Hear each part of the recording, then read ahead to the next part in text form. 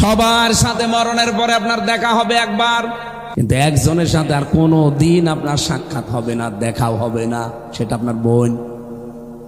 আমি আয়াতের তাফসীর পড়তে গিয়ে দেখেছি বোনের সাথে যেহেতু কোনোদিন আর দেখা হবে না, এই জন্য আমরা যারা জ্ঞানী মানুষ আছি দুনিয়ায় যাদের বোন আছে বোনের হক ফাঁকি দেবেন না। যেহেতু তার সাথে আর কোনোদিন আপনার দেখাও হবে না, সাক্ষাৎও হবে না, কথাও হবে না, এ দুনিয়ায় শেষ। কিন্তু বহু মানুষ আমরা দেখি এই পৃথিবীতে বোনের সম্পদ আত্মসাৎ করে মেরে খায়।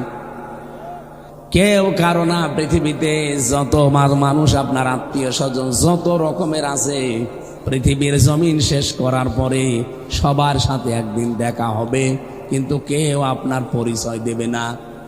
প্রথমে আমি পেয়েছি ভাইয়ের নাম, মায়ের নাম, বাবার নাম, স্ত্রীর নাম, সন্তানের নাম, বন্ধুর নাম, এরপরে নেতা যারা নেত্রী আছে এদের নাম। এই মানুষগুলো কিয়ামতের দিন আপনার সাথে দেখা হবে, কিন্তু কেউ আপনার পরিচয় দেবে না, দেখলেই দৌড় দেবে।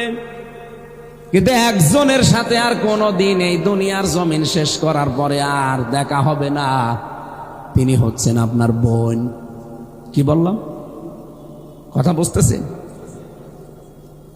সবার সাথে মরণের পরে আপনার দেখা হবে একবার, কিন্তু পরিচয় দেবে না সে, কারণ সম্পর্ক মরণের পরে সব কাট হয়ে যায়।